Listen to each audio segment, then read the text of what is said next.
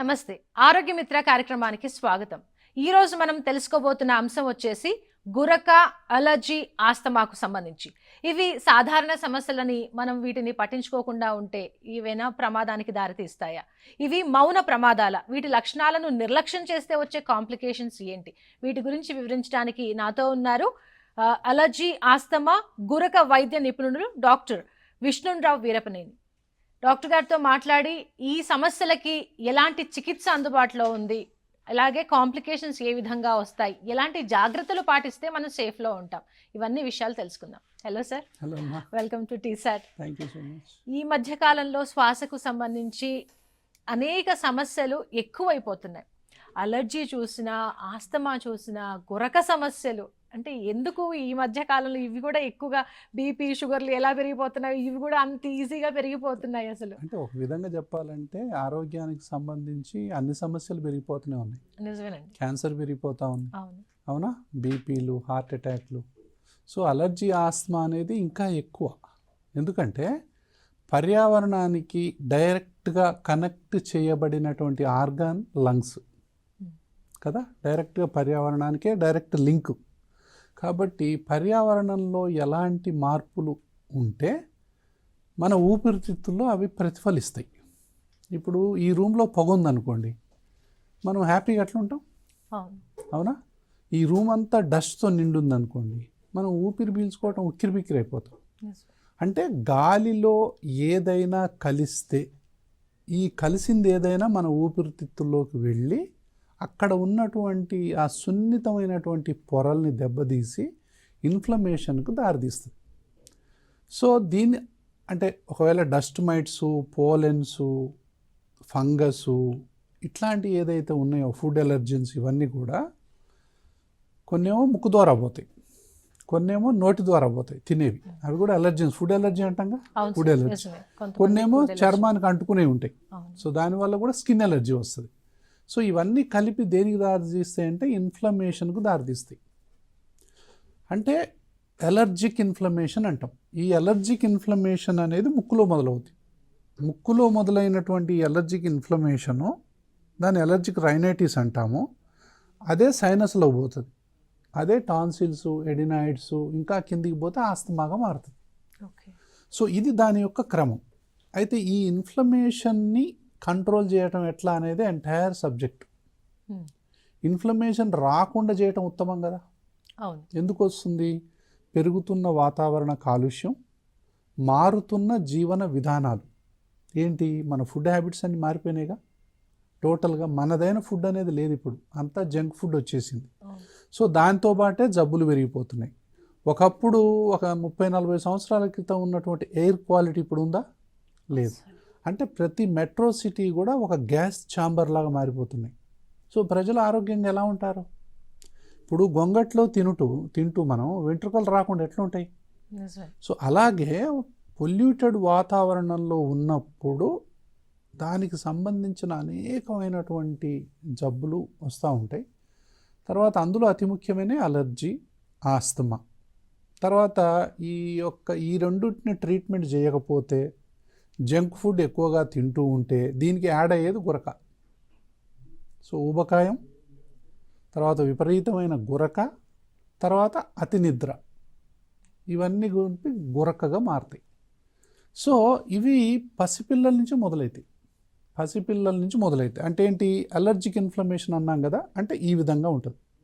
ఇప్పుడు ముక్కు ఉందనుకోండి, ఈ విధంగా ఈ అలర్జిక్ ఇన్ఫ్లమేషన్ అనేది రెడ్గా ఉంటుంది.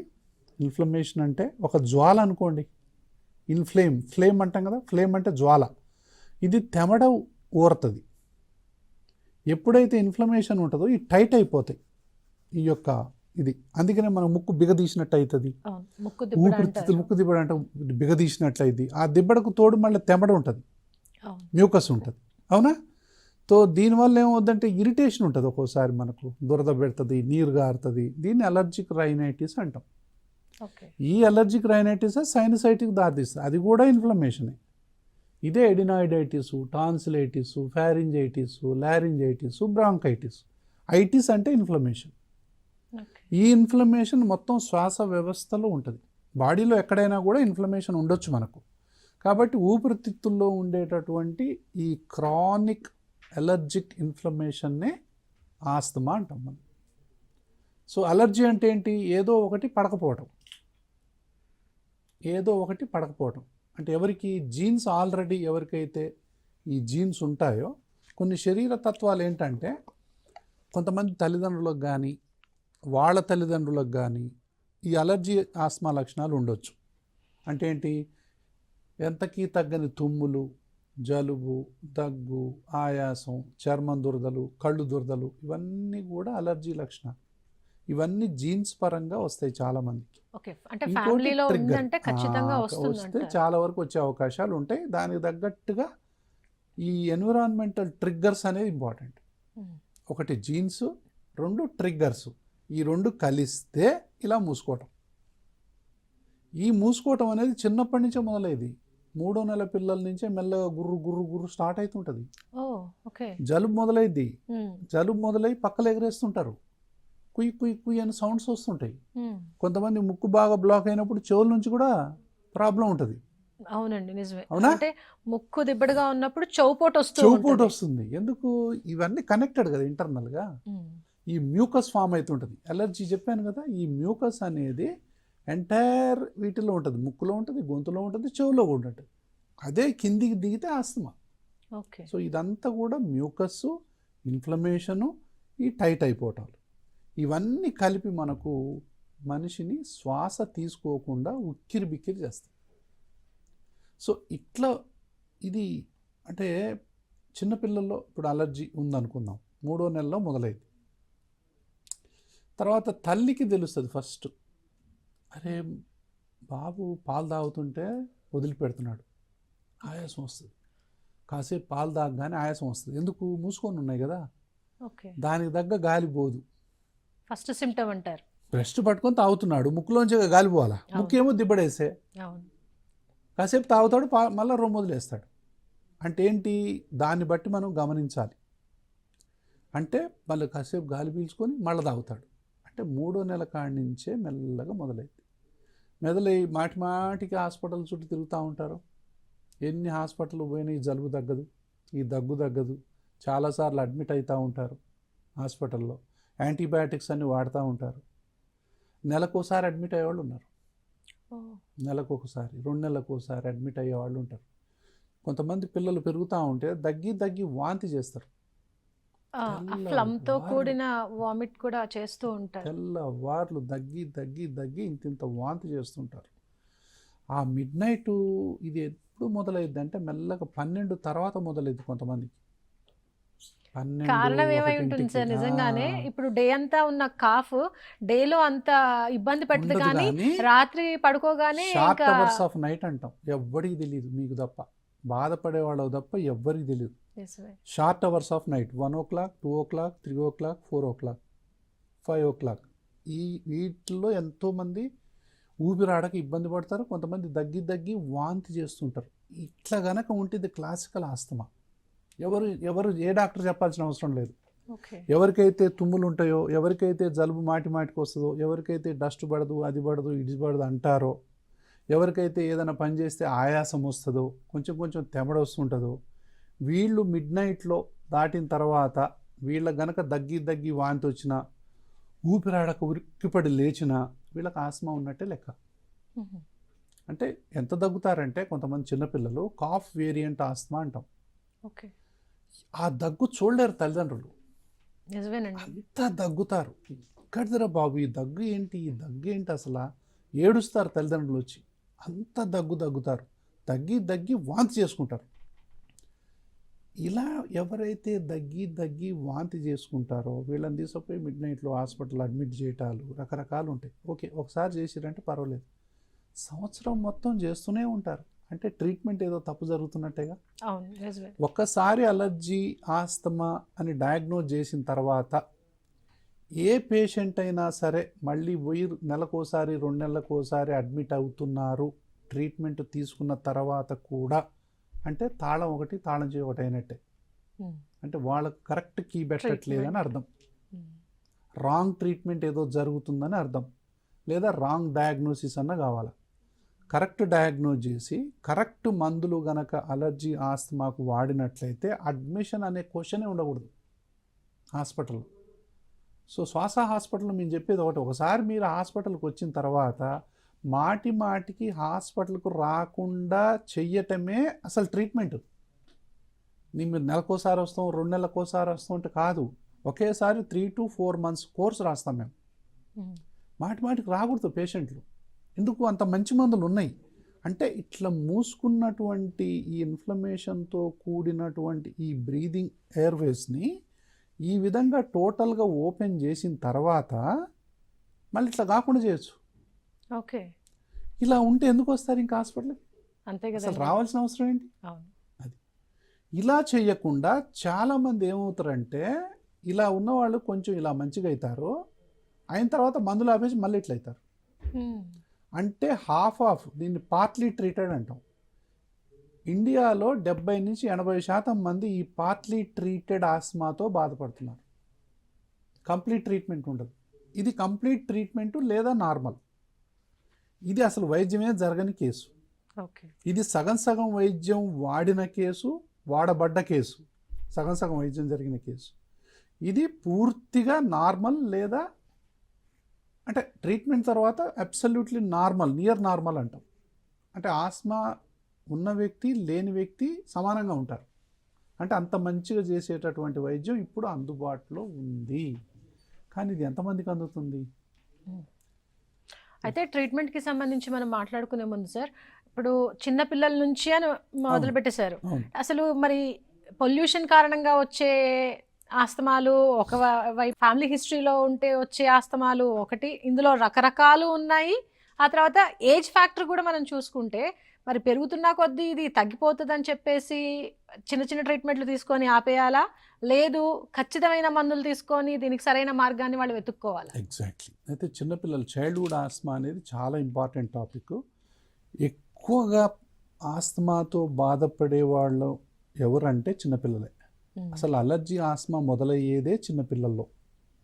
సో ఒక పిడియాట్రిక్ అలర్జిస్ట్గా, ఒక పిడియాట్రిషియన్గా నేను నా ట్రీట్మెంట్ మొదలుపెట్టింది అక్కడే. ఓకే. సో చిన్నపిల్లల్లో అలర్జీ ఆస్తమా ఏ విధంగా మొదలవుతుందో చూసి ఆ జబ్బుతో పాటు ముందుకెళ్ళిపోయా. సో ఆ జబ్బు యొక్క రూపాంతరాలను చూసా, ఆ జబ్బు వేరే ఆర్గన్లని ఎక్కడ చేసిందో చూశాను. కాబట్టి ఈ విధంగా చిన్నపిల్లల్లో ఇట్లా మూసుకోవటం వల్ల, ఈ విధంగా మూసుకోవటం వల్ల వాళ్ళ పెరుగుదల అనేది ఆగిపోతుంది. అంటే ఏంటి? చిన్నపిల్లల్లో ఈ విధంగా ఎప్పుడైతే ఆస్మా ఉంటుందో ఎదిగే మొక్క మీద బరువు పెట్టడంతో సమానం, లేదా ఎదిగే మొక్కని తాళ్లతో కట్టడంతో సమానం. సార్ మనం డిస్కషన్ కంటిన్యూ చేద్దాం. బిఫోర్ దట్ కాలర్ ఉన్నారు మీతో మాట్లాడడానికి. హలో, మీ కాల్ కనెక్ట్ అయిందండి, డాక్టర్ గారు వింటున్నారు, మీ సమస్య ఏంటో చెప్పండి. హలో, చెప్పండి. హలో, నమస్తే సార్. నమస్కారం అండి.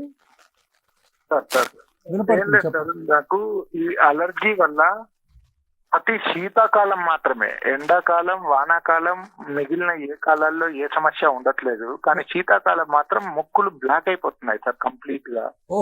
వాటికి మాంటెకెల్సీ వాడడం గానీ లేదా ఫ్లోమిస్ట్ స్ప్రే చేయడం గానీ జరిగినప్పుడు మాత్రమే నార్మల్ అవుతున్నాయి. అయితే ఏంటి అనేది ఇది ఎందరు డాక్టర్లను సంప్రదించినా సార్, ఒకరు ఈఎన్టీ అంటున్నారు, ఒకసారి పల్మనాలజిస్ట్ అంటున్నారు. అసలు ఏంటి అనేది మీరు అన్నట్టుగా ఇందాక ఒకసారి పేషెంట్ ఒకసారి డాక్టర్ దగ్గరికి వస్తే మళ్ళీ పోవద్దు అనేది మీరు అంటున్నారు. కానీ నాకు ప్రతి శీతాకాలం మొదలైందంటే ఈ సమస్య మొదలవుతుంది. అది నేను చెప్తానండి మీకు. ఇది నాకే కాదు, మా బాబుకు కూడా చాలా కాలం 2 సంవత్సరాల వరకు మాంటెకెల్సీలో కొంత స్మాల్ డోస్ వాడమని అన్నారు. ఆయన ఇప్పుడు 13 years వచ్చాడు. కానీ మధ్యలో వాడిన 2 ఏళ్ళు బాగుంది, ఆ తర్వాత 1 సంవత్సరం బాగుంది. కానీ మళ్ళీ ఇప్పుడు ఆయన కూడా ఆ సమస్యతో పడుతున్నాడు. అసలు నిజానికి ఇది మాకు ముక్కులు మీరు చెప్తున్నారు కదా సార్ ఇందాక చూపించేదాని ప్రకారం, అవి బ్లాక్ అయిపోతూ ఉన్నాయా లేక ఏదైనా ఇతరత్ర సమస్యలు ఉన్నాయా? అసలు ఏంటి మా సమస్య, డయాగ్నోస్ ఏంటి నాకు అర్థం అవ్వట్లేదు. ఎగ్జాక్ట్లీ. మీకు మీ కేసు అంత సింపుల్ కేసు ఇంకోటి లేదండి. దీన్ని అలర్జిక్ రైనైటిస్ అంటాం. ఇది ఇన్ఫ్లమేషన్ అని చెప్పా, ఇందులో తెమడ ఊరుతుందని చెప్పా. అది బిగదీస్తుందని చెప్పా. దీని లక్షణాలు ఏంటంటే విపరీతంగా తుమ్ములు, అవును. డస్ట్ ఎక్స్పోజ్ అయినా, అది ఎక్స్పోజ్ అయినా, పొగ ఎక్స్పోజ్ ఏదో ఒకటి పడదు మనకు. ఈ ఇన్ఫ్లమేషన్ని కంట్రోల్ చేసేంత వరకు మనకు విముక్తి ఉండదు. ఇంకా ఇప్పుడు చూసారా ఆయన ఎంత బాధపడుతున్నాడో. అంతే కదా సార్. అసలు ఎవరికి అడిగిపోవాలి సార్ నేను, డే టు ఎవరికి లైఫ్ అడిగిపోవాలి నేను? కాబట్టి ఏంటంటే ఇంతకంటే చిన్న అంటే ఈ కేసుతోని ప్రపంచంలో 30% మంది ప్రజలు బాధపడుతున్నారు. The most commonest problem in the world allergic rhinitis. Allergy is the most commonest. ప్రతి ముగ్గురులో ఒక్కళ్ళు ఏదో ఒక ఎలర్జీతో బాధపడుతున్నారు. అందులో ముక్కు ఎలర్జీతోనే ఎక్కువ మంది బాధపడుతున్నారు. ఈ బాధపడే వాళ్ళల్లో ఇది జీన్స్ అని చెప్పాను నేను ఒకటి. అవును. అవునా? జీన్స్ ఇది ట్రిగ్గర్ అని చెప్పా. అవును. జీన్స్ ట్రిగ్గరు రెండు కలిస్తే ఇట్లా మూసుకుంటే అని చెప్పా. రెండు కలవకుండా చేసేదే ట్రీట్మెంట్, మధ్యలో పెట్టాల్సిందే ట్రీట్మెంట్. అయితే ఆ జీన్స్ వల్ల ఆల్రెడీ వాళ్ళ బాబు ఎఫెక్ట్ అయ్యాడు, చెప్పాను కదా. సో తల్లిదండ్రుల్లో లేదా వాళ్ళ తల్లిదండ్రుల్లో ఎవరికైనా పిల్లలకు వచ్చే అవకాశాలు ఉంటాయని చెప్పా. కాబట్టి ఈ అలర్జిక్ ఇన్ఫ్లమేషన్ని డయాగ్నోజ్ చేసి దీన్ని ఎలా చేయాలి. ఇప్పుడు ఆయన బాధ ఏంటంటే అసలు నాకు ఎవరు చూస్తారు సార్ అంటాడు. విసిగి వేసారిపోయి ఎందుకు ఈ జీవితం అనుకుంటారు కొంతమంది. ఇంత చేస్తే వీళ్ళు బయటికి బాగానే ఉంటారు, బయటికి బాగానే ఉంటారు, కానీ నరకం అనుభవిస్తూ ఉంటారు. ఈ నరకం అనుభవించాల్సిన అవసరం ఈ రోజుల్లో ఒక్క రోజు కూడా లేదంట. నేను 365 రోజుల్లో ఒక్క రోజు కూడా బాధపడాల్సిన అవసరం లేదు. అంత మంచి మందులు అందుబాటులో ఉన్నాయి. దేనివల్ల వచ్చింది? సపోజ్ డస్ట్ మైట్ వల్ల వచ్చింది. అలర్జీ ప్యానల్స్ ద్వారా దేని వల్ల వచ్చిందో ఒక బ్లడ్ టెస్ట్ చేసి వెంటనే తెలిసిపోద్ది. ఓకే, పోలెన్ వల్ల వచ్చిందా, డస్ట్ మైట్ వల్ల వచ్చిందా, క్యాట్ ఎలర్జెన్స్ వల్ల వచ్చిందా, డాగ్ డాండర్ వాటి వల్ల వచ్చిందా, కాక్రోచెస్ వల్ల వచ్చిందా, దేనివల్ల పోలెన్సా దేనివల్ల వచ్చిందో మనం కరెక్ట్గా తెలుసుకోవచ్చు. తెలుసుకుంటే ఇన్ఫ్లమేషన్ని కంట్రోల్ చేసేది ఒక ట్రీట్మెంటు, అంటే ఈ విధంగా చేయటం. అసలు దీన్ని అసలు పెరగకుండానే చేయటం దాన్ని ఇమ్యూనోథెరపీ అంటాం. ఇప్పుడు లేటెస్ట్ ట్రీట్మెంట్ అది. ఓకే, అంటే డిసీజ్ని మాడిఫై చేయటం, అంటే treat the root not the fruit. రూట్కే వైద్యం చేయటం అనేది ఇమ్యూనోథెరపీ. అది సూపర్ కదా సార్. అసలు మనం ట్రీట్ చేసామంటే అసలు ఈ సమస్య లేదు కదా. ఇప్పుడు ఆ ట్రీట్మెంట్స్ అందుబాటులో వచ్చినాయి. కాబట్టి దీన్ని ట్రీట్ చేయటం అనేది టెంపరరీ ప్రాసెస్. ట్రీట్ చేస్తూ పేషెంట్కి ఫస్ట్ రిలీఫ్ ఇవ్వాలి కదా. ఎంత రిలీఫ్ అంటే వాళ్ళకి అసలు కొంతమంది వచ్చి ఎటు చెప్తారంటే, సార్ నేను 30 ఏళ్ల నుంచి బాధపడుతున్నా, 20 ఏళ్ల నుంచి బాధపడుతున్నా, ఎంతోమంది డాక్టర్లను చూసిన, ఇదేంది సార్ మాయమైనట్టే పోయింది ఏందంటారు. అంటే నేనేం చెప్తానంటే ఇది ఎవరో గొప్పతనం కాదు. కరెక్ట్ కీ పెడితే లాక్ ఓపెన్ అవుతుంది, అందులో ఆశ్చర్యం ఏముందంట. నేను ఒకటి కరెక్ట్ పాస్వర్డ్ కొడితే సిస్టమ్ ఓపెన్ అవుతుంది, దానికి ఆశ్చర్యం ఏంటి. మనం రాంగ్ కీ పెడుతూ లాక్ ఓపెన్ కాలేదంటే ఓపెన్ అవ్వదు. అది అమెరికాలో పెట్టినా అవ్వదు, ఇంకెక్కడ పెట్టినా కూడా ఓపెన్ అవ్వదు. కానీ కాలర్ అదే చెప్తున్నారు కదా, ఇంతమంది డాక్టర్స్ దగ్గరికి ఒక్కసారి కూడా బాధపడాల్సిన అవసరం లేదంట నేను. అయితే వీటిలో చాలామంది ఏంటంటే, కొంతమంది ఆయన ప్రకారం కొంతమంది సర్జరీ అడ్వైజ్ చేయొచ్చు, కొంతమంది నీకు పాలిప్స్ ఉన్నాయనొచ్చు, కొంతమంది డిఎన్ఎస్ ఉన్నాయంటారు, కొంతమంది టర్మినేట్స్ ఉన్నాయనొచ్చు. ఏది ఉన్నా ఇన్ఫ్లమేషన్ మాత్రం ఉంటుంది. ఇన్ఫ్లమేషన్కి బ్రహ్మాండంగా ట్రీట్మెంట్ చేయొచ్చు. ఇన్ఫ్లమేషన్తో అలర్జిక్ ఇన్ఫ్లమేషన్తో వచ్చినటువంటి ప్రాబ్లమ్స్ ట్రీట్మెంట్తో తగ్గిపోయిన తర్వాత అప్పుడు సర్జరీ అవసరం ఉండకపోవచ్చు. సర్జరీ అవసరం 100 కేసుల్లో 2-3 కేసుల్లో ఉండొచ్చు. అది ఏది అనేది మనకు ట్రీట్మెంట్ తర్వాత తెలిసిపోద్ది. సార్ నాకు అసలు వైద్యం చేసిన తర్వాత అసలు నాకు ఉందా లేదా అన్నట్టు ఉంది సార్ అంటే ఎవడైనా సర్జరీ చేసుకొని అంటారా? అంతే కదా సార్. ఏం అవసరం ఉంది? కత్తి పెట్టకుండా ఉండాలనే డాక్టర్ చూస్తారు. అంతే కదా. అయితే సార్ మీరు ఇన్ని రోజులు వైద్యం చేస్తుర్రు, 2 నెలలు చేస్తుర్రు, 3 నెలలు చేస్తుర్రు, నాకు ఒక్క పైసా కూడా మార్పు రాలేదు సార్ అంటే ఏంటి? సర్జరీ అవసరమనేగా. అవసరం. అది ఎవరు చెప్పాల్సిన అవసరం లేదు. రాకెట్ సైన్స్ ఏం కాదు కదా. అసలు పేషెంట్కే తెలిసిపోద్ది. కాబట్టి ఎవరో చెప్పదు అంతే. అంటే ఒక డాక్టర్కు జడ్జ్ ఎవరంటే పేషెంటే. పేషెంట్ వచ్చి నాకు అద్భుతంగా ఉంది సార్ నా లైఫ్, నేను మంచిగా గాలి పీలుస్తున్నా, మంచిగా నిద్రపోతున్నా, మంచిగా పని చేసుకుంటున్నా, నాకు చికాకు లేదు, కోపం లేదు, తుమ్ములు లేవు, ఇదివరకు ఉన్న హెడేక్ లేదు, నాకు ప్రశాంతంగా ఉంది అన్న తర్వాత నీకు సర్జరీ ఏం అవసరం? ఇంకా అవసరం లేదు. ఇలాంటి ట్రీట్మెంట్ ఇప్పుడు అందుబాటులో ఉంది. అయితే ఈ జలుబు ఇవన్నీ ఆల్రెడీ మనం ఒక స్ట్రెస్ఫుల్ లైఫ్లో మనం లీడ్ చేస్తున్నాం లైఫ్ అంతా కూడా. కానీ ఈ జలుబు, అలర్జీ, ఆస్తమా ఇవన్నీ ఒక స్ట్రెస్ కి కారణం అవుతాయి, వీటి వల్ల కూడా మనం ఒక స్ట్రెస్ఫుల్ లైఫ్ లో బాగా ఉంటాము అంటే బాగా ఏమంటారు అమ్మా, ఇప్పుడు చూడండి, ఆయనకే కాదు వాళ్ళ బాబుకు కూడా వచ్చిందంటే ఆయన ఎంత బాధపడతాడు ఒక తండ్రిగా. అవును. అసలు నిద్ర ఉండదు ఆయనకు. ఆయన చూయించుకోవాలా, పిల్లలకు తగ్గినట్టే తగ్గి మళ్ళీ వచ్చింది సార్ అంటే ఇది జీన్స్ వల్ల ఎప్పుడైనా ఇట్లా అయ్యే అవకాశాలు ఉంటాయి. అందుకే నేను ఎప్పుడు చెప్తుంటా, మీరు ఎంతవరకు ఇక్కడికి వచ్చారు. చాలామంది ఈడి దాకా వచ్చి మళ్ళీ ఇటు వస్తారు. ఇప్పుడు చెప్పాను కదా, చాలామంది ఇక్కడి నుంచి ఇక్కడ దాకా వచ్చి మళ్ళీ వెంటనే ఇక్కడికి పోతారు. ఇక్కడి దాకా చేరుకునే వాళ్ళ సంఖ్య <5%. ఇక్కడి దాకా అంటే కంప్లీట్ ట్రీట్మెంట్. సో ఇట్లాంటి వైద్యం అందుబాటులో ఉంది, ఇప్పుడు తీసుకోవాలి. తీసుకున్న తర్వాత ఇట్లా కాకుండా చేయటం చాలా తేలిక. ఇలా నుంచి ఇక్కడి దాకా రావటమే కష్టం. కష్టం అంటే ఏంటి, కరెక్ట్ ట్రీట్మెంట్ ఇస్తే వారం రోజుల్లో బ్రహ్మాండంగా లైఫ్ లీడ్ చేసేవాళ్ళు ఉన్నారు. అదేందో సంవత్సరాలు ఏం లేదు. కొంతమంది వచ్చి సార్ నాకు తెల్లారి నుంచే సిమ్టమ్స్ లేవు సార్ అంటారు. ఏమైంది సార్, మీరు మంత్రం చేశారా, మాయ చేశారా అంటారు. మంత్రాలు మాయలు ఉండవు.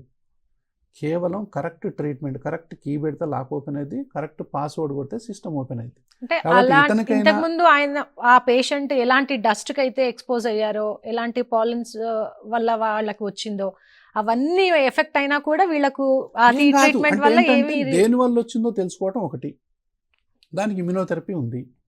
ఆల్రెడీ వచ్చిన దాన్ని ఏం చేయాలి, ఇలా చేయాలి కదా ఫస్ట్. అయితే ఇలా రెండే ఉందమ్మా. ఇలా ఉన్న వాటిని ఇలా చేయటం ఒక ఎత్తు, కానీ ఇలా ఎందుకు అవుతుంది అని తెలుసుకోసమే ట్రీట్ ద రూట్.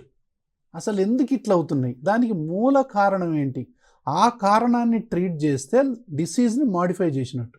కానీ ఫస్ట్ మాత్రం ఇలా చేయాలి. ఇలా చేసిన తర్వాత ఫస్ట్ బాయిలో పడ్డవాడిని తీయాలిగా, అంతే కదా. అక్కడ కబుర్లు చెప్పొద్దు కదా, ఫస్ట్ బాయిలో పడ్డవాడిని తీయాలి. తీసిన తర్వాత బాయిలో పడకుండా చేయాలి. అది ప్రివెన్షన్ అంటాం, అది ఇమ్యునోథెరపీ చేస్తుంది. కాబట్టి ఇలాంటి వైద్యాలన్నీ ఇప్పుడు అందుబాటులో ఉన్నాయి. మీరు అన్నారు స్ట్రెస్ అని.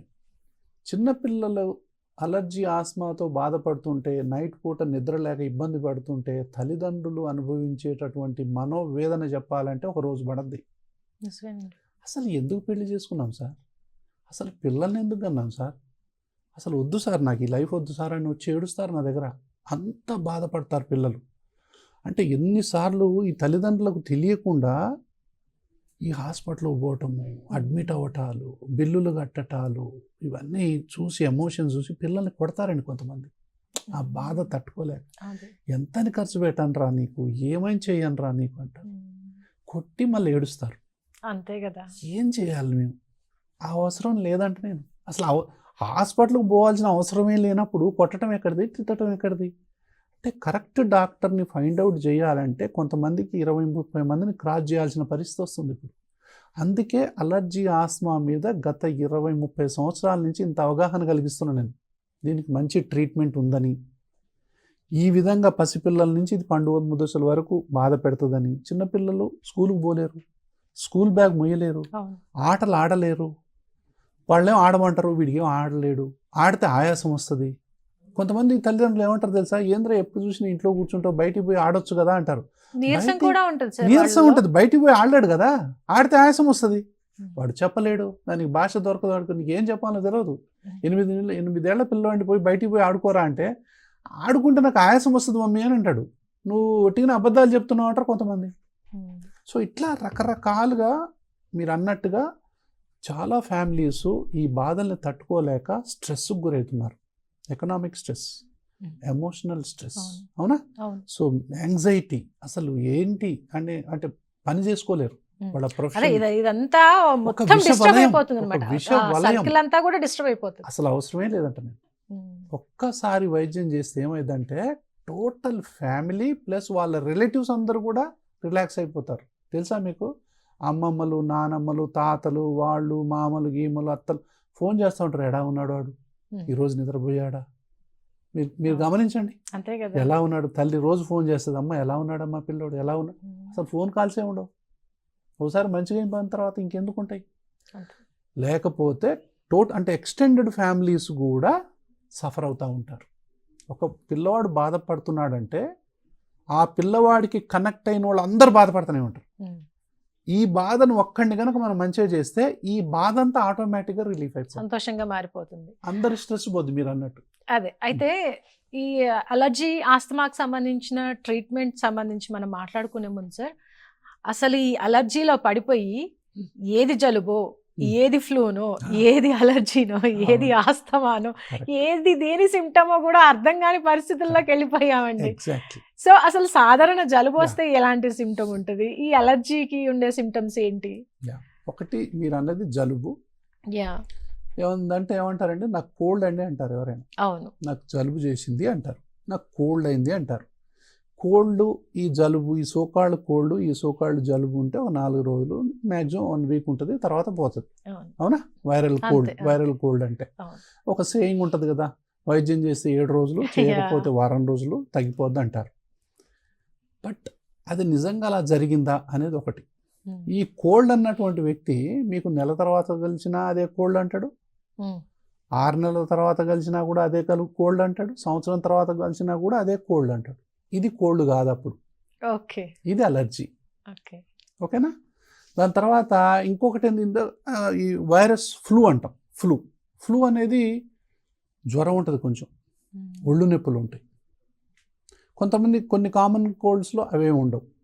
అలర్జీ అంటే ఏంటంటే తుమ్ములు, ముక్కు గారటం, దాని తర్వాత మెల్లగా గొంతులో గురుగురు అంటాం, ఇది కిందికి దిగితే ఆస్తమాగా మారటం, తర్వాత ఈ కోల్డే సైనస్గా మారటం, తర్వాత కొంతమందికి ఎడినైట్స్, టాన్సిల్స్ ఉబ్బటం, గొంతంతా కూడా పచ్చి చేయటం.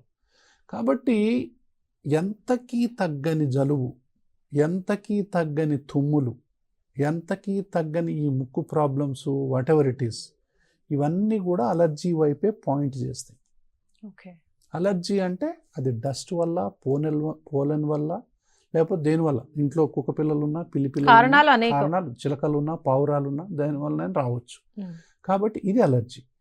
కోల్డ్, ఈ జలుబు అనేది యాక్చువల్గా చెప్పాలంటే సైనస్. అది ఎంతకు తగ్గదు వాళ్ళకి, అది కూడా అలర్జీ కిందకి వస్తుంది. కానీ అది రియల్ కోల్డ్ అనేది జస్ట్ 1 వీక్ లోపల వచ్చి వెళ్ళిపోతుంది.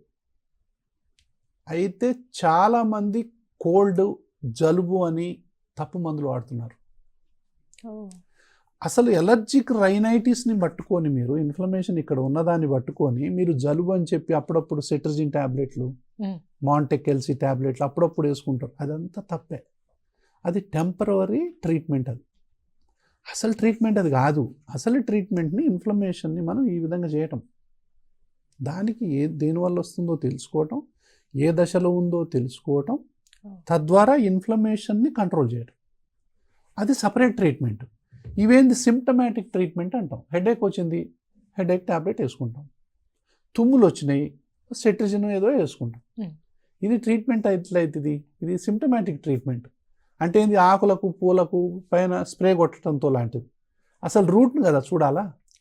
రూట్లో పురుగున్నప్పుడు ఆకు వడలిపోయినట్టయితే ఆకు కొట్టడం వల్ల ఉపయోగం ఏముంటుంది?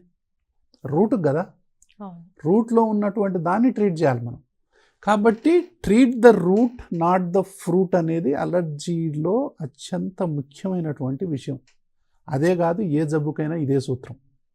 అసలు ఆ జబ్బు మూలాన్ని పట్టుకోవడం. కాబట్టి అలర్జీ, ఆస్తమా, గుర్రక, అది ఏ జబ్బు అయినా సరే దాని మూలం ఎక్కడుందో తెలుసుకోవాలి. మూలం జీన్స్లో ఉంటుంది. జీన్స్లో నుంచి ట్రాన్స్మిట్ అయ్యి పిల్లలకు మెల్లమెల్లగా జలుబుగా, దగ్గుగా, ఎడినాయిడ్స్గా, టాన్సిల్స్గా, కొంతమంది నోరు తెరిచి నిద్రపోతూ ఉంటారు. అవునా? అడినాయిడ్స్, టాన్సిల్స్ ఉన్న వాళ్ళు, జలుబున్న వాళ్ళందరూ, మీరు అన్న ఇందాక జలుబున్న వాళ్ళందరూ నోరు తెరిచి నిద్రపోతుంటారు. అంతే. నోరు తెరిచి నిద్రపోయే వాళ్ళందరికీ ఈ సందర్భంగా నేను ఏం చెప్తున్నానంటే, వాళ్ళందరికీ 10 నుంచి 15 ప్రాబ్లమ్స్ వస్తాయి ఫ్యూచర్లో. ఇప్పుడు నోరు తెరిచి ఎవరైతే నిద్రపోతున్నారో ఫ్యూచర్లో వీళ్ళందరూ గురకబెట్టే వాళ్ళే. ఎందుకు?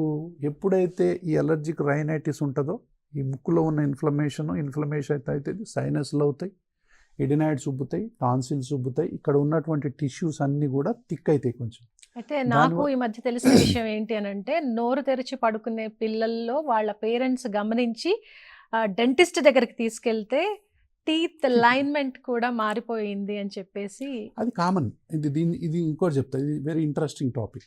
ఏ పిల్లలు అయితే నోరు తెరిచి నిద్రపోతున్నారో వాళ్ళకి ఎంత తొందరగా వైద్యం చేస్తే అంత మంచిది.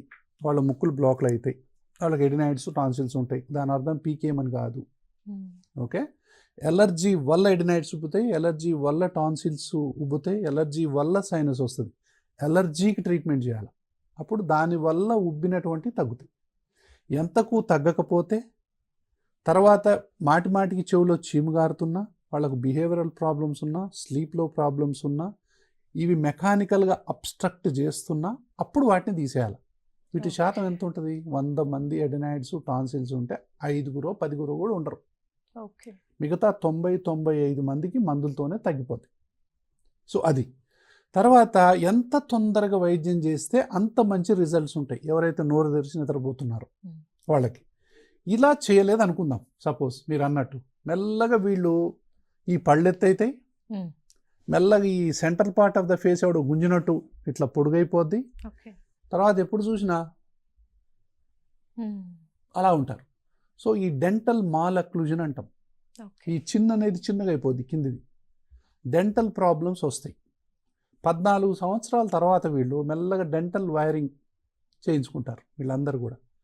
ముక్కులో ప్రాబ్లం ఉంటే డెంటల్ ఈ ప్రాబ్లమ్స్ వచ్చినప్పుడు ఇక్కడ ట్రీట్ చేస్తామా, ఇక్కడ చేస్తామా? ఇక్కడ చేయాలి ట్రీట్మెంట్. కానీ చాలామందికి తెలియదు అది. కాబట్టి తల్లిదండ్రులు ఈ సందర్భంగా తెలుసుకోవాల్సింది ఏంటంటే, ఏ పిల్లలైతే నోరు తెరిచి నిద్రపోతున్నారో, నోరు తెరిచి నిద్రపోయేటటువంటి పిల్లల్లో ఇంకొకటి ఉంది, హైపర్ యాక్టివిటీ అని. ఎంత హైపర్ యాక్టివ్ ఉంటారంటే వాళ్ళని ఆపాలంటే 10 మంది ఇంట్లో ఉండాలి. వాడు ఒక్క క్షణం ఈడ ఉంటాడు, ఒక్క క్షణం ఆడ ఉంటాడు. ఇల్లు మొత్తం అంటే పీకి పందిరేస్తారంటారే, ఇల్లు పీకి పందిరేస్తారంటే వీళ్ళే ఈ హైపర్ యాక్టివ్ చిల్డ్రన్ అనేది. వామ్మ వీడిని చేయాలంటే కొంతమంది తల్లిదండ్రులు ఏడుస్తారు తెలుసా. తల్లులు అయితే ఏడుస్తారు, లిటరల్గా ఏడుస్తారు. అసలు సార్ నేను ఆపలేకపోతున్నా, నేను ఏం చేయలేకపోతున్నా, నేను వాళ్ళని పట్టుకోలేకపోతున్నా అని. ఇలాంటి పిల్లల్లో చాలామందికి అన్ట్రీటెడ్ ఎలర్జీస్ ఉండొచ్చు. వాళ్ళకు నైట్ పూట నిద్ర డిస్టర్బ్ అవుతూ ఉండొచ్చు. వాళ్ళు నైట్ పూట బెడ్ మీద గడియారంలో ముళ్ళు తిరిగినట్టు తిరుగుతూ ఉండొచ్చు. వాడు నిద్రపోతుంటే తల్లిదండ్రులు వాళ్లకు శ్వాస ఆడదు, ఆ విధంగా వాడు శ్వాసలో ఇబ్బంది పడుతూ ఉంటాడు. ఆ బాధ చూస్తే వాళ్ళకి వీడి బదులు నేను గాలి పీలిస్తే బాగుండు అనిపిస్తుంది వాళ్ళకి. అంత ఇబ్బంది పడతారు పిల్లలు. ఎవరైతే అసలు నిద్రపోతుంటే ఎంత ప్రశాంతంగా ఉండాలంటే మనకు చూడబుద్ధి అవ్వాలి. ఎంత మంచిగా నిద్రపోతున్నారు, ఎంత బాగా నిద్రపోతున్నారు అని ఫేస్ చూసుకుంటూ అలాగే సంతోషంగా గడపాల్సిన టైంలో ఆ పిల్లవాడి నిద్రని కానీ ఆ పాప నిద్రని కానీ చూడలేకపోతారు. ఎవరైతే తల్లిదండ్రులు పిల్లలు నైట్ పూట నోరు తెరిచి నిద్రపోయి వాడు బెడ్లో అటు ఇటు తిరుగుతుంటే చూడలేకపోతున్నారో వాళ్ళందరికీ వైద్యం అవసరం. రైట్ సార్, ఆస్తమాకి సంబంధించి, అలర్జీకి సంబంధించి సిమ్టమ్స్ కానీ వచ్చే కాంప్లికేషన్స్, వాళ్ళు పడుతున్న ఇబ్బందులు, అనేక విషయాలు మనం మాట్లాడుకున్నాం. అయితే ఆస్తమాలోనే ఇంకొక విషయం ఏంటంటే విద్యార్థుల విషయంలో ఇప్పుడు చలి పెరిగింది, వర్షం వచ్చేసింది, లేదు ఒక సీజన్ చేంజ్ అయిందంటే చాలు వాళ్ళు అలర్జీతో ఆస్తమాతో చాలా బాధపడుతుంటారు. అసలు మరి స్టూడెంట్స్ వాళ్ళ లైఫ్ ఏ విధంగా డిస్టర్బ్ అవుతూ ఉంటుంది ఈ ఆస్తమా వల్ల, వాళ్ళ కెరీర్ కూడా డిస్టర్బ్ అయ్యే ఛాన్సెస్ ఎంతవరకు ఉంటుంది. ఆ తర్వాత ఇంకొక విషయం ఏంటంటే ఈ ఎవరైతే సింగర్స్ ఉంటారో వాళ్ళు కూడా చాలా ఇబ్బంది పడుతూ ఉంటారు. వాళ్ళకి ముఖ్యం ఇదే కదా, మీద బాగా ఎఫెక్ట్ పడుతూ ఉంటుంది. మరి ఏంటంటమ్మా, ఇది ప్రొఫెషనల్ ఆస్తమా. ఇది ప్రొఫెషన్స్లో ఉండేటటువంటి ఆస్తమా. ఒక టీచర్ ఉన్నాడు అనుకో, బ్లాక్ బోర్డ్ దొడవాల్సి వస్తుందిగా, 100 తుమ్ములు తుమ్ముతారు కొంతమంది పూజారులు ఉంటారు లోపల గర్భగుడిలో, అన్ని చేసి అంటే ఉక్కిరి బిక్కిరి అయిపోతారు. కొంతమంది కోళ్ల ఫాము, కొంతమంది మందుల ఫ్యాక్టరీ, కొంతమంది ఇంకెన్నో రకాలైనటువంటి పరిశ్రమల్లో పనిచేస్తుంటారు. వాళ్ళందరూ కూడా డస్ట్కు, అక్కడ ఉండేటటువంటి ప్రత్యేకమైన వాతావరణానికి గురైనప్పుడు వాళ్ళు ఉక్కిరి బిక్కిరి అయిపోతూ ఉంటారు. స్టూడెంట్స్ ఎట్లా ఇబ్బంది పడతారు. స్టూడెంట్స్ ఇబ్బంది పడేటప్పుడు ఏంటంటే చదవలేరు పాపం కదా, కెరియర్ ఉంటుంది, ఇంటర్వ్యూ ఫేస్ చేయలేరు. ముక్కు గారుతా ఉందనుకో, ఇంటర్వ్యూ ఏం చేస్తారు? ఇంటర్వ్యూర్ ముందు పోయి ఒక 20 తుమ్ములు దుమ్మితే వాళ్ళ పైన అవుట్ కదా, అంతే కదా. సో అట్లా అంటే కెరియర్లో చేస్తుంది. పెళ్ళి వచ్చిందంటే కొంతమంది ఈ ప్రాబ్లం ఉన్నోళ్ళు ఒక 3 అడుగులు ముందుకేసి 6 అడుగులు వెనక్కేస్తారు. ఎందుకంటే ఏమవుద్దో చేసుకుంటే, నేనే బాధపడుతున్నా, వాళ్ళని ఎందుకు బాధ పెట్టాలి. తర్వాత తల్లిదండ్రులు కూడా ఆలోచిస్తారు, ఇంత ఆస్తమా ఉంది, ఇంత ఆయాసం ఉంది, నడిస్తే ఆయాసం, మెట్లెక్కితే ఆయాసం, బరువు లేపితే ఆయాసం, ఏం పెళ్లి చేసి వీళ్ళకి ఏం చేయాలని తల్లిదండ్రులు ఆలోచిస్తుంటారు.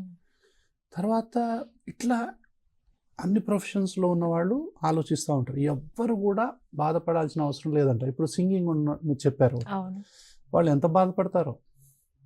వాళ్ళకు అన్నీ కూడా కరెక్ట్ ఉండాలి, ముక్కు ఫ్రీ ఉండాలి, అన్నీ ఉండాలి. లేకపోతే నేసల్ ట్వాంగ్ వస్తుంది కదా, వచ్చేస్తుంది. సో అది తెలిసిపోతూ ఉంటుంది. ఇప్పుడు వాళ్ళు పాడాలి అంటే ఇట్లా ఉన్నప్పుడు పాడితే ఏముంటుంది, ఇలా ఉండాల్సిందే కంపల్సరీగా. సో ఎవరైతే చీటికి మాటికి ఎలర్జీతోని, ఆస్తమాతోని, బ్రీదింగ్ ప్రాబ్లంతోని, ఇప్పుడు ఒక్కోసారి ఈ బ్రెత్ హోల్డ్ అనేది చాలా 10 seconds 20-30 seconds కూడా హోల్డ్ చేయాలి. వాళ్ళు చేసినప్పుడు ఆ తోకలు కట్ అయిపోతాయి, ఎక్కువ గాలి రాదు. గాలేగా మాటగా మారేది. ఊపిరితిత్తులు ఈ విధంగా ఉంటే గాలి ఎట్లా వస్తుంది? ఇంకా గాలి రానప్పుడు పాట ఎక్కడది, గాలే పాటగా మారుతుంది కదా. సో గాలిలోనే ఆ క్వాంటిటీలోనే మనకు ఇది ఉన్నప్పుడు ఇబ్బంది పడుతూ ఉంటారు. ఈ స్ట్రక్చర్స్ అన్నీ కూడా మ్యూకస్తోని ఇబ్బంది పడుతూ ఉంటారు అంటుంటారు కొంతమంది. ఇట్లా అనే వాళ్ళందరికీ అలర్జీనో, ఆస్తమానో, సైనస్ ఉన్నట్టే. వీళ్ళందరికీ కూడా వైద్యం అవసరమే. ఇలాంటి వాళ్ళ విక్సులు అవి ఇవి తీసుకుంటూ ఉంటారు, స్ట్రెప్సిల్స్ అవి ఏదో చేస్తుంటారు, ఇలా కొట్టుకుంటుంటారు, ఏదో చేస్తూ ఉంటారు. వీళ్ళందరికీ కూడా ఉన్నట్టే లెక్క. ఇంకో స్పెషల్ సిచ్యువేషన్ ఏంటి, తర్వాత ప్రెగ్నెన్సీలో ఎంత బాధపడతారు, ఆస్తమాతో విపరీతంగా బాధపడతారు. ప్రెగ్నెన్సీ ఎవరైతే అలర్జీ, ఆస్తమా ఉందో వాళ్ళు ప్రెగ్నెంట్ అయ్యారంటే ఇమ్మీడియట్గా వచ్చి చూయించుకోవాలి. లేకపోతే ప్రెగ్నెన్సీ ఒక ఆయాసం, అలర్జీ, ఆస్తమా అంటే ఒక డబుల్ ఆయాసం. కాబట్టి దానికి మంచి మందులు ఇప్పుడు అందుబాటులో మీద ఎఫెక్ట్ కూడా ఉంటుందండి. మంచిగా వైద్యం చేస్తే ఉండదు. అయితే చాలామంది అలర్జీ ఉన్నటువంటి మదర్స్ అలర్జీకి ట్రీట్మెంట్ తీసుకోకుండా అలాగే ఉన్నట్లయితే హైపర్ యాక్టివిటీ, ఆటిజం అనేది కూడా అలర్జీకి లింక్ అయి ఉంది. అందుకే ఇప్పుడు చూడండి, చాలామంది ఆటిజం కేసులు పెరిగిపోతున్నాయి, హైపర్ యాక్టివ్ కేసులు పెరిగిపోతున్నాయి. దీనికి అలర్జీకి కూడా లింక్ ఉండొచ్చు. ఈ లింక్ అనేది మైక్రోబయోమ్కి లింక్ అయి ఉండొచ్చు. తల్లిలో ఉండేటటువంటి గట్ మైక్రోబయోమ్ అంటాం. తల్లి గట్లో ఉండేటటువంటి బ్యాక్టీరియాకి, తల్లికి ఉండేటటువంటి అలర్జీ, ఆస్తమాకి, గర్భంలో ఉన్నటువంటి బిడ్డకి కూడా లింక్ ఉంటుంది. సో ఈ లింక్ మార్చాలి అంటే ఫస్టే మనం పెళ్లి కాకముందే ఈ అమ్మాయిలో ఉన్నటువంటి గట్ మైక్రోబయోమ్ మార్చేటటువంటి అవేర్నెస్ ఇప్పుడు వస్తుంది.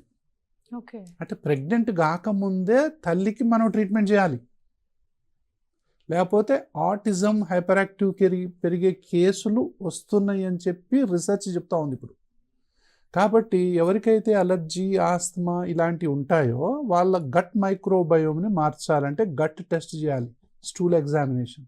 మంచి బ్యాక్టీరియా ఉందా, అందులో చెడు బ్యాక్టీరియా ఉందా, అలర్జీ, ఆస్తమాని కలగజేసేటటువంటి బ్యాక్టీరియా ఉందా, రెస్పిరేటరీ సిస్టంలో ఏ బ్యాక్టీరియా అయితే ఉపయోగపడుతుందో ఆ బ్యాక్టీరియా ఆప్షన్స్ ఉందా అనేది గమనించి వాళ్ళ ఫుడ్ని కనుక మనం చేంజ్ చేసినట్లయితే బ్యాక్టీరియా చేంజ్ అయిపోతుంది.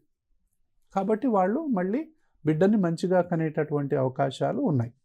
కాబట్టి ప్రెగ్నెన్సీలో ఖచ్చితంగా అలర్జీ, ఆస్తమాకు ట్రీట్మెంట్ తీసుకోవాలి. ఎవరైతే ఈ విధంగా అడుగేస్తే ఆయాసం వస్తుందో, మెట్లెక్కితే ఆయాసం వస్తుందో, ఏ పని చేసినా ఆయాసం వస్తుందో, వంగినా లేచినా ఏం చేసినా వాళ్ళకి ఆస్తమా ఉన్నట్టే లెక్క. సో మళ్ళీ దీని మీద అన్ని అపోహలు ఉంటాయి. ప్రెగ్నెన్సీతో ఉన్నప్పుడు మందులు వాడొచ్చో లేదో, ఇన్హేలర్ మందులు వాడొచ్చో లేదో, సురక్షితంగా వాడచ్చు, చాలా చక్కగా వాడచ్చు. అప్పుడు వాళ్ళ ప్రెగ్నెన్సీ అనేది అన్ఈవెంట్ఫుల్ అవుతుంది, వాళ్ళకి ఏ సమస్యలు రావు. లేకపోతే అబార్షన్ అయ్యే అవకాశాలు ఎక్కువ ఉంటాయి, పిండం ఎదుగుదల మీద ప్రభావం పడుతుంది, తర్వాత ప్రిమెచ్యూర్ డెలివరీ కూడా అయ్యే అవకాశాలు ఉంటాయి, తర్వాత హైపర్ యాక్టివ్, ఆటిజం వచ్చేటటువంటి అవకాశాలు కూడా ఉంటాయి. కాబట్టి తల్లిదండ్రుల ఫుడ్ మార్చాలి, దాని తర్వాత కరెక్ట్ ట్రీట్మెంట్ తీసుకోవాలి. అప్పుడు healthy mother, healthy baby. So అలా అవుతారనమాట. ఓకే, ఆస్తమాకు సంబంధించిన ట్రీట్మెంట్ గురించి మాట్లాడుకుందాం సార్. బట్ బిఫోర్ దాట్ గురకకు సంబంధించి కూడా మనం మాట్లాడుకోవాలి. గురక ఈ మధ్య కాలంలో ఎక్కువగానే కేసెస్ వింటున్నాం. దానికి కారణం ఏంటి అని అంటే వాళ్ళకున్న ఇతర హెల్త్ కండిషన్స్తో పాటుగా కాంప్లికేషన్స్, కంప్లైంట్స్తో పాటుగా అధిక బరువుతో ఇబ్బంది Exactly. పడుతున్న వాళ్ళు ఎవరైతే ఉన్నారో వాళ్ళు గురకతో బాగా ఇబ్బంది బాధపడుతున్నారు. పడుతున్నారని చెప్తున్నారు. అవును. అంటే ఏంటంటే అమ్మా, అలర్జీ ఆస్తమాకి గురక కూడా లింక్ ఉంది. ఓకే. ఎవరికైతే అలర్జీ ఇక్కడ ఉంటుందో వీళ్ళకి సైనస్ ఉన్నట్టే, ఎడినైడ్స్, టాన్సిల్స్ ఉన్నట్టే, ఈ అప్పర్ ఎయిర్వే అంతా కూడా ఎంతో కొంత ఇన్ఫ్లమేషన్ ఉన్నట్టే. అంటే ఏంటి, ఆ కణజాలం అనేది మందంగా అవుతుంది. ఇట్లా మందంగా అయ్యే వాళ్ళల్లో ఈ విధంగా ఉన్న వాళ్ళకు ఆస్తమా కూడా ఉండొచ్చు. ఎప్పుడైతే ఆస్తమా ఉంటుందో వీళ్ళు తినటం బాగానే తింటారు, కానీ ఏ పని చేద్దామన్నా ఆయాసపడిపోతారు. మెట్లు ఎక్కలేరు, పని చేయలేరు, దాని తర్వాత బరువు పని చేస్తే ఆయాసం, దాని తర్వాత ఫిజికల్ యాక్టివిటీ చేద్దామంటే ఆయాసం, వాకింగ్ చేద్దామంటే ఆయాసం, ఎక్సర్సైజ్ ఏది చేద్దామన్నా ఆయాసం. కాబట్టి బరువు పెరిగిపోతూ ఉంటారు. అంటే అలర్జీ ఆస్తమా వల్ల బరువు పెరగటం ఒకటి, దాని తర్వాత వీళ్ళు తినటానికి ఏమి ఇబ్బంది ఉండదు, బాగానే తింటారు కానీ ఖర్చు చేయలేరు. ఇన్పుట్ ఉంటుంది, అవుట్పుట్ ఉండదు. అవుట్పుట్ అంటే ఏంటి, ఎక్సర్సైజ్ చేయాలా, ఒక గంట సేపు చేయాలనుకో ట్రెడ్మిల్ చేయలేరు ఒక 5 నిమిషాలు కూడా వీళ్ళు. ఇప్పుడు చాలా ఫాస్ట్గా మనకు చెమట వచ్చేలా చేస్తే కానీ క్యాలరీస్ బర్న్ అవ్వు. క్యాలరీస్ బర్న్ అయ్యేదాకా వీళ్ళు ఎక్సర్సైజ్ చేయలేరు కదా, కాబట్టి బరువు పెరిగిపోతూ ఉంటారు. ఫుడ్ మాత్రం బాగానే తీసుకుంటారు. సో అది అధిక బరువుకు దారితీస్తుంది. ఒక పక్క అలర్జీ ఆస్తమా, ఒక పక్క ఈ సైనస్లు ఇవి, ఒక పక్కనేమో అధిక బరువు, ఒక పక్క జంక్ ఫుడ్స్, ఇవన్నీ కలిపి నైట్ పూట మౌత్ బ్రీదింగ్ ఉంటుంది వీళ్ళకి. అంటే ఏంటి,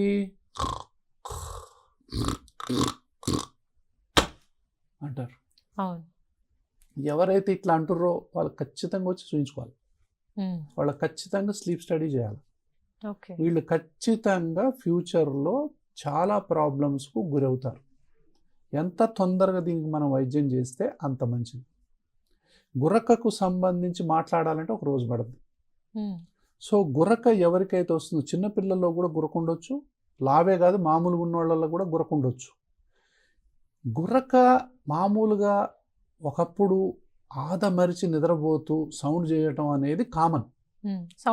సౌండ్ రేట్ మామూలు హ్యాబిచువల్ స్నోరింగ్ అంటాం. తెల్లవారులు ఇట్లా అంటుంటారు, అది పెద్ద డేంజర్ కాదు. డేంజరస్ గురకేది, డాక్టర్ దగ్గరికి ఎప్పుడు రావాలి, ఏ గురకుంటే రావాలి, తర్వాత పక్క వాళ్ళకు ఇబ్బంది కలిగించేటటువంటి పరిస్థితులు, భయపెట్టే పరిస్థితులు ఉంటాయి ఆ గురకను చూస్తే.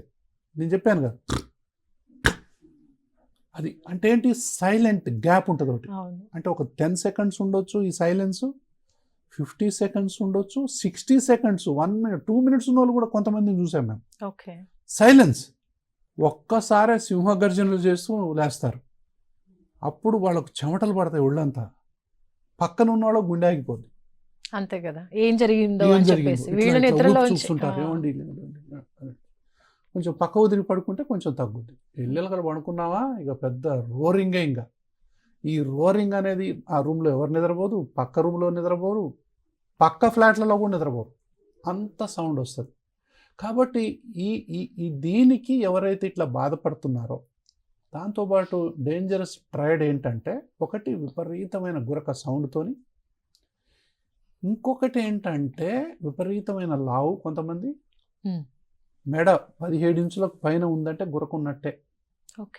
నడుము ఇప్పుడు 100 సెంటీమీటర్ల కంటే ఎక్కువ ఉంది, 40 ఇంచుల కంటే ఎక్కువ ఉందంటే గురకున్నట్టే.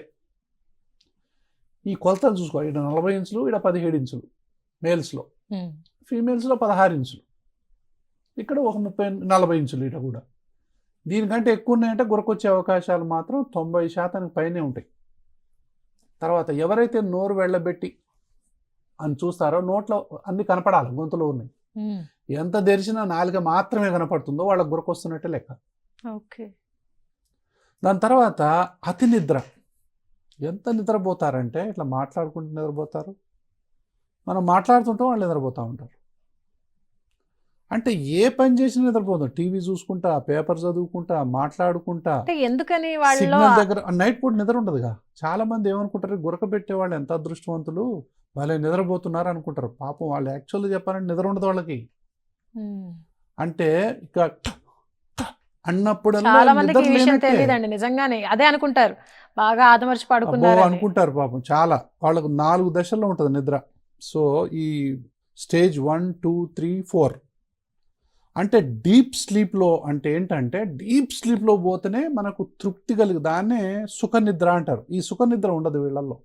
వీళ్ళు ఎంతసేపు ఫస్ట్ సెకండ్ నుంచే తిరుగుతుంటారు, సూపర్ఫిషియల్.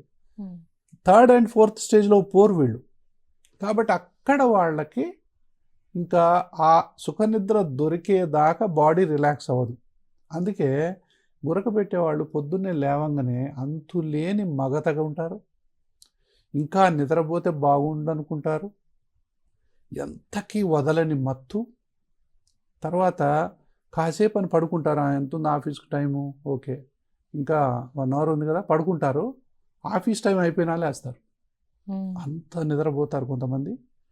సో ఎప్పుడు చూసినా నిద్రే. అంటే ఏంటి, డిస్టర్బ్డ్ స్లీప్ అనమాట. అది నిజమైన నిద్ర కాదు. అంటే మనకు 24 గంటలు ఉండదంటే 7 నుంచి 8 గంటలు నిద్రాదేవతకి ఇవ్వాల్సిందే మనం. అది ఇవ్వకుండా అందులో 1 గంట తీసుకున్నామంటే అది పగులుపూట తీసుకుంటుంది. కాబట్టే పగులుపూట నిద్రపోతుంటారు. సిగ్నల్ వచ్చిందంటే సిగ్నల్ పడ్డకాడ 1 minute 2 minutes ఉందనుకో సిగ్నల్ టైము, ఆ నిద్రపోయినట్టే లెక్క, పక్కన వాళ్ళకి చెప్పి కథం.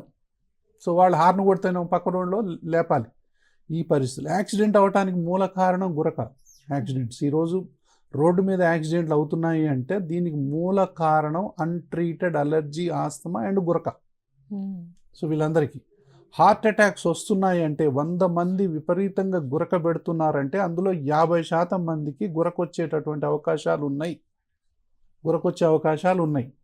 కాబట్టి ఈ గురక అనేది మామూలు విషయం కాదు. ప్రతి 5-6 ఒకళ్ళు గురక పెడుతున్నారు. స్లీప్ డైవర్స్ అంటారు. అంటే ఇప్పుడు ఇంట్లో ఒక రూమ్లో ఉన్నా కూడా చెరొక రూమ్లో నిద్రపోతుంటారు. ఇది స్లీప్ డైవర్స్. ఇది కొత్త ట్రెండ్ ఇప్పుడు. కాబట్టి 2 రూముల్లో పండుకునేట్టు, లేకపోతే వీళ్ళ ఆరోగ్యం పాడేది కదా. అంతే కదా. ఇప్పుడు సెకండ్ హ్యాండ్ స్మోక్ అంటాం కదా, సెకండ్ ఈయన తాగుతుంటే మీ ఆరోగ్యం పాడేది, సెకండ్ హ్యాండ్స్. ఇప్పుడు సెకండ్ హ్యాండ్ స్నోరింగ్, ఈయన గురక పెడుతుంటే పక్కోళ్ళ ఆరోగ్యం పాడవటం. సో ఇవన్నీ కూడా గురకలో నిమిడి ఉన్నటువంటి అంశాలు. తర్వాత వీళ్ళు ఊబకాయమే కాకుండా, గుండె జబ్బులే కాకుండా, హార్మోన్ సమస్యలే కాకుండా, మతిమరుపు, చికాకు, కోపం, అసలు ఎక్కడ ఏం పెట్టినా కూడా గుర్తుండదు, అంత మతిమరుపే ఉంటుంది. సో మబ్బుగా తయారవుతుంటారు, మన్ను తిన్న పాములాగా తయారవుతుంటారు, కలర్ అంతా మారిపోతుంది, మెడంతా లావైపోతుంది. సో మబ్బుగా పిలిస్తే ఏ అంటే ఇలా చూస్తారు, మెల్లగా హుషారు ఉండదు, యాక్టివ్ డైనమిక్ ఉండదు, ఇలా డల్ ఉంటారు, ఎప్పుడు చూసినా ఇలా ఉంటారు. సో ఎప్పుడు చూసినా నిద్రపోవటానికి కొంతమంది ఏమంటారు తెలుసా, కొంతమంది నాకు ఆశ్చర్యం అయిద్దండి, నిద్ర రాదంటారు, నాకు కొంచెం టైం ఇవ్వండి 10 secondsలో నిద్రపోతా అంటారు. ఇలా అనే వాళ్ళందరికీ జబ్బున్నట్టే.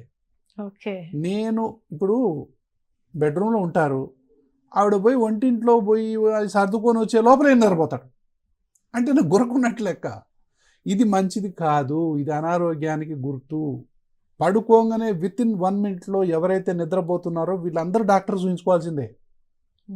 అంటే జనరల్గా మనం పైనుంచి ఒక అంతస్తు నుంచి కింది దిగేటప్పుడు మెట్ల మించి దిగుతున్నాం అనుకో, వీళ్ళు నిద్రాదేవత ఒడిలో అంటే దిగాల, మనం ఇలా ఇలా దిగుతూ నిద్రలోకి జారుకోవాలి. అసలైతే వీళ్ళు దిగటం కాదు, దూకుతారు పైనుంచి లోపలికి. సో ఆ నిద్రాదేవత ఒడిలోకి దూకినట్టు అనమాట. కాబట్టి వీళ్ళందరికీ కూడా గురకకు సంబంధించిన ప్రాబ్లమ్స్ ఉన్నట్టు, ఫ్యూచర్లో ఆ ప్రాబ్లమ్స్ వస్తున్నట్టు. ఇది పిల్లల్లో కూడా గురక ఉంది, ఇప్పుడు పెద్దోళ్ళనే కాదు చిన్న పిల్లల్లో కూడా గురక ఉంది. ఆ గురకే హైపర్ యాక్టివిటీ రూపంలో బయటపడుతుంది, ఆ గుర్రకే పెంకి పిల్లలు అనేటటువంటి రూపంలో బయటపడుతుంది. వాళ్ళకి అర్థం కాదు ఎందుకు ఇట్లా చేస్తున్నారు. కాబట్టి నిద్ర అనేది ఆరోగ్యానికి ఒక కొలబద్ద. అయితే ఈ గురకకు సంబంధించి ఏమైనా ఎక్సర్సైజులు ఉన్నాయా అంటే? ఒకటమ్మా, లైఫ్ స్టైల్ చేంజ్ చేసుకోవాలా, ఫస్ట్ స్లీప్ స్టడీ చేసుకోవాలా, గురక ఏ దశలో ఉందో తెలుసుకోవాలా, మైల్డ్ ఉందా, మోడరేట్ ఉందా, సివియర్ ఉందా. దాని తర్వాత లైఫ్ స్టైల్ చేంజెస్ తీసుకోవాలా. తొలి దశలో ఉన్నట్టు బాగా ఊబకాయం ఉంది, బాగా ఎక్సర్సైజ్ చేసి తగ్గించాలా. ఎప్పుడు పడితే అప్పుడే తింటున్నాం, తిండి తగ్గించుకోవాలా. సిగరెట్ తాగుతున్నాం, మానేయాలా. ఆల్కహాల్ తాగుతున్నాం, మానేయాలా. ఇవన్నీ తీసి మైల్డ్ ఎక్సర్సైజ్కి కొన్ని ఎక్సర్సైజ్ కూడా మనం చేసినట్లయితే నాలుకకు సంబంధించిన కొన్ని ఎక్సర్సైజ్లు ఉంటాయి. ఇప్పుడు బాగా 15-20 seconds బాగా ఎంత పొడుగు అంటామో అంత పొడుగు అనాలి. తర్వాత మళ్ళీ ఇటు ఎంత అంటామో అంత అనాలి, ఇటు ఎంత అంటామో అంత అనాలి, పైకి ఇది Tongue అందుకోవటానికి exercise. ఎంత ప్రయత్నం చేస్తామో చేయాలి. ఇంకోటి ఇట్లా ఒక్కొక్కటి 3-4 సెట్లు చేయాలి. వచ్చిపోతుంది నాలుక. తర్వాత నాలుక ఉంది కదా, 2 పళ్ళ మధ్య ఓకే మింగాల. ఓకే నాలుకని కరుచుకొని టంగ్ని Hold చేయాలి. హోల్డ్ చేయాలా, మింగాల. ఒకటకు అది వేయాలి. చాలా కష్టం. ఎవరైతే ఇట్లా 10-20 సార్లు చేస్తారో, రోజుకొక 5-6 సార్లు చేస్తారో, గుర్తొచ్చినప్పుడు అది చేయొచ్చు, చాలా వరకు గురక తగ్గిపోతుంది. ఓకే ఈ కండరాలు బలంగా అవుతాయి. మనం నిద్రపోయినప్పుడు ఏంటంటే ఈ మజిల్స్, గురక ఎక్కడి నుంచి వస్తుంది, ఇక్కడ ఉన్నటువంటి కండరాలన్నీ రిలాక్స్ అయిపోయి టోన్ అనేది తగ్గిపోయి వెనక్కు ఈ నాలుక అనేది వెనక్కు పడిపోతుంది. నాలుక అనేది ఒక కండరం, అది యాక్చువల్ ఒక కండరం. ఈ కండరం మిగతా కండరాలకు అనుసంధానమై ఉంటుంది. ఈ కండరాలన్నీ బలం చేసేటటువంటి ఎక్సర్సైజ్లు ఉన్నాయి. అదే ఈ టంగ్ను మనం బాగా కదిలించడం, టంగ్ను హోల్డ్ చేసి మింగటం. సో ఇట్లా చాలా రకాలైనటువంటి ఎక్సర్సైజెస్ ఉన్నాయి. దాని diet restrictions, life style changes, ఇలాంటివన్నీ కనుక చేసినట్లయితే తర్వాత సిప్యాప్ మిషన్ పెట్టుకుంటే మళ్ళీ అద్భుతమైన జీవితం ఉంటుంది. బరువు తగ్గిపోతారు, నిద్ర మళ్ళీ బ్రహ్మాండంగా రిఫ్రెష్ అయిపోతుంది, చాలా యాక్టివ్ అయిపోతారు, వాళ్ళ పని వాళ్ళు మంచిగా చేసుకోగలుగుతారు, మతిమరుపు అన్నీ పోతాయి మంచిగా. తర్వాత ఈ నలుపు గిలుపు అంతా కూడా పోద్ది, ఈ మెడ వాపు అంతా తగ్గిపోద్ది, ఈ పొట్టంతా తగ్గిపోద్ది. సో సిప్యాప్ అనేటటువంటిది ఇప్పుడు ఒక వరం అన్నమాట అది. సో గురకబెట్టే వాళ్లకు అది ఉంది. ఇవన్నీ అయిన తర్వాత నెక్స్ట్ సర్జరీ. ఎంతకు తగ్గని వాళ్ళకి, ఇక బాగా ఒక 150 కేజీలు అట్లా ఉన్న వాళ్ళకి సో కొన్ని సర్జరీలు కూడా అందుబాటులో ఉన్నాయి. కాబట్టి అలర్జీ కానీ, ఆస్తమా కానీ, గురక కానీ చిన్నప్పటి నుంచే మొదలైతాయి. బీజాలు అనేవి చైల్డ్హుడ్లోనే మొదలైతాయి. ఈ జబ్బులే ఎన్నో రకాలైనటువంటి అంగాల్లో మనకు కనపడతాయి. సో ఈ మూలాన్ని మనం తెలుసుకోవాలి. దేనివల్ల ఎలర్జీ వస్తుందో తెలుసుకొని దానికి ఇమ్యూనోథెరపీ చేయటం. ఆస్తమా ఆల్రెడీ ఉంటే ఈ ఆస్తమాని మనం సమర్థవంతంగా ఇన్హేలర్స్ ద్వారా కంట్రోల్ చేయటం. చాలామంది నెబులైజర్లు పెట్టుకుంటూ ఉంటారు, వాళ్ళందరూ తప్పు చేస్తున్నట్టే. కొంతమంది సాల్బిటమాల్, ఆస్థలిన్ ఇన్హేలర్ వాడుతుంటారు, వాళ్ళందరూ తప్పు చేస్తున్నట్టే. అంటే తప్పు తాళం చేయబెడుతున్నట్టే లెక్క. ఎవరైతే ప్రతిరోజు నెబులైజరు 5 సార్లు 6 సార్లు వాడుతున్నారో వాళ్ళందరూ దారుణమైన తప్పు చేస్తున్నట్టే. ఎవరైతే ఓన్లీ ఆస్థలిన్ రిలీవర్ ఇన్హేలర్ వాడుతున్నారో వాళ్ళందరూ తప్పు చేస్తున్నట్టే. అంటే ఈ కంట్రోలర్ మెడికేషన్ వాడట్లా, ఈ అలర్జిక్ ఇన్ఫ్లమేషన్ని తగ్గించట్లా, ఇన్ఫ్లమేషన్ వల్ల వచ్చినటువంటి కన్స్ట్రిక్షన్ మీద పనిచేసే మందులు వాడుతున్నారు. వాడుతూ ఇన్హేలర్స్ పనికిరావని చెప్పి అంటారు కొంతమంది, అలవాటు అయిపోతాం అంటారు కొంతమంది, ఇవి మంచిగా అంటారు కొంతమంది, అసలు ఈ వాడకూడదు అంటారు కొంతమంది. ఇన్హేలర్స్ అంత సురక్షితమైన మందులు లేవు ఇప్పుడు. అంటే ఒక్క ట్యాబ్లెట్ని 1000 ముక్కలు చేస్తే ఒక్క ముక్కతో ఒక్క పఫ్ తయారవుతుంది. అంటే సంవత్సరం మొత్తం కూడా ఒక ట్యాబ్లెట్ వాడినట్టు లెక్క. కాబట్టి అంత మంచి మందులు అందుబాటులో ఉన్నాయి. కానీ తెలియక అపోహలు, ఇన్హేలర్స్ మీద ఉన్నన్ని అపోహలు ఇంకా దేని మీద లేవు. అలర్జీ, ఆస్తమాకు, గుర్రకకు అద్భుతమైనటువంటి వైద్యం అందుబాటులో ఉంది. శ్వాస హాస్పిటల్ దీనికోసం డెడికేటెడ్ సెంటర్ ఇది. So allergy, asthma and respiratory problems అన్నిటికి కూడా ఒక డెడికేటెడ్ సెంటర్ ఇది. సో ఇప్పుడు ఒక 50 బెడ్డెడ్ హాస్పిటల్గా ఉంది ఇది. కాబట్టి ఏంటంటే దీంట్లో అన్ని ఇన్పేషెంట్ సార్ అంటే అలర్జీకి సంబంధించిన ప్యానల్స్ కానీ అన్నీ కూడా అందుబాటులో ఉన్నాయి. ఎవరైతే ఎక్కడైనా సరే కరెక్ట్గా వైద్యం కనుక చేసుకుంటే, ఇప్పుడు ఇందా కాలర్ అన్నాడు మనతో, మాటికి బాధపడుతున్నాడే కరెక్ట్ ట్రీట్మెంట్ జరగనట్టే, తాళం చేయి ఒకటి అయినట్టే, పాస్వర్డ్ వేరే అయినట్టే. ఎవరికైతే చీటికి మాటికి జలుబు వస్తుందో, దగ్గు వస్తుందో, ఆయాసం వస్తుందో, తుమ్ములు వస్తాయో, మెట్లెక్కితే ఆయాసం, ఆ పని చేస్తే ఆయాసం, ఈ పని చేస్తే ఆయాసం, పడుకుంటే గురక పెట్టడం, పక్కోళ్ళు డిస్టర్బ్ అవ్వటం, ఒబేసిటీ రావటం, వీటన్నిటికీ కూడా చక్కటి వైద్యాలు అందుబాటులో ఉన్నాయి. సో ఇవన్నీ కనుక మనం కరెక్ట్గా, తర్వాత ఇండోర్ పొల్యూషన్ చాలా ఇంపార్టెంట్. పర్ఫ్యూమ్స్ వాడే వాళ్ళందరూ ఫస్ట్ పర్ఫ్యూమ్స్ బంద్ చేయాలా. Perfume is equal to poison. అగరబత్తీలు ఇంట్లో వాడుతున్నారంటే ఇంట్లో 10-20 వాడకండి, బాల్కనీలో పెట్టుకోండి. సంస్కృతి సాంప్రదాయాల్ని గౌరవిస్తూనే బయట పెట్టుకోవచ్చు. తులసి మొక్క ఉంది, పోయి బయట పెట్టుకోండి. ఇంట్లో మాత్రం పటాలన్నిటికాడ ఒక్కొక్కటి పెట్టి మీరు వెలిగిస్తే ఆ ఇంట్లో ఎవరికైనా అలర్జీ, ఆస్తమా ఉంటే వాళ్ళ ఆస్తమా ఎంతకీ తగ్గదు. ఇండోర్ స్మోకింగ్ ఎట్టి పరిస్థితుల్లో చేయొద్దు. ఇంట్లో చిలకలు, పిల్లులు, కుక్కలు అది ఇది అన్ని పెంచుతూ ఉంటే అలర్జీ ఆస్మా వాళ్ళకి అలర్జీ ఆస్మా ఎంతకీ తగ్గదు, ఎన్ని మందులు వాడినా తగ్గదు. తర్వాత ఇంట్లో కెమికల్స్ వాడతారుగా అవును, ఆ వాసన కోసం. ఎయిర్ ఫ్రెషనర్స్ అంటాం, ఎయిర్ సువాసన కోసం. ప్యూరిఫైయర్స్. ఏ సువాసన అయినా సరే పొల్యూషనే. ఈవెన్ ఫేస్కి వేసుకునే పౌడర్ అయినా అలర్జీ ఆస్మా వాళ్ళకు పొల్యూషనే. Any smell is pollution, any smoke is pollution, any powder including face powder is pollution. చిన్నపిల్లలకు సాంబ్రాణి పోగిస్తూ ఉంటారు, చిన్నపిల్లలకు విపరీతంగా పౌడర్లు కొడతా ఉంటారు పుట్టినప్పటి నుంచే. అవును, అలర్జీ ఆస్మా ఉన్న ఫ్యామిలీలో దయచేసి ఇలాంటివి చేయకండి. కానీ సాంబ్రాణి వేసే వాళ్ళు ఈ మధ్య తగ్గినట్టున్నారు సార్. తగ్గిపోయింది కాబట్టి ఇలాంటివి చేయకండి. అలర్జీ ఆస్తమాకి అసలు సిసలైనటువంటి వైద్యం ఇప్పుడు అందుబాటులో ఉంది. ఎవరైతే ఈ వైద్యాన్ని కరెక్ట్గా డయాగ్నోజ్ చేసి సరి అయినటువంటి డాక్టర్ దగ్గర సరి అయినటువంటి మందులు, సరి అయిన డయాగ్నోసిస్, సరి అయిన కాలం కనుక వాడినట్లయితే వాళ్ళ జీవితం చాలా హ్యాపీగా ఉంటుంది. సరైన టైం కూడా. సరైన టైం కూడా. Exact. Right, thank you so much for joining అండి. Thank you. ఇది వాళ్ళ ఆరోగ్య మిత్ర కార్యక్రమం. చూస్తూనే ఉండండి టీసాట్.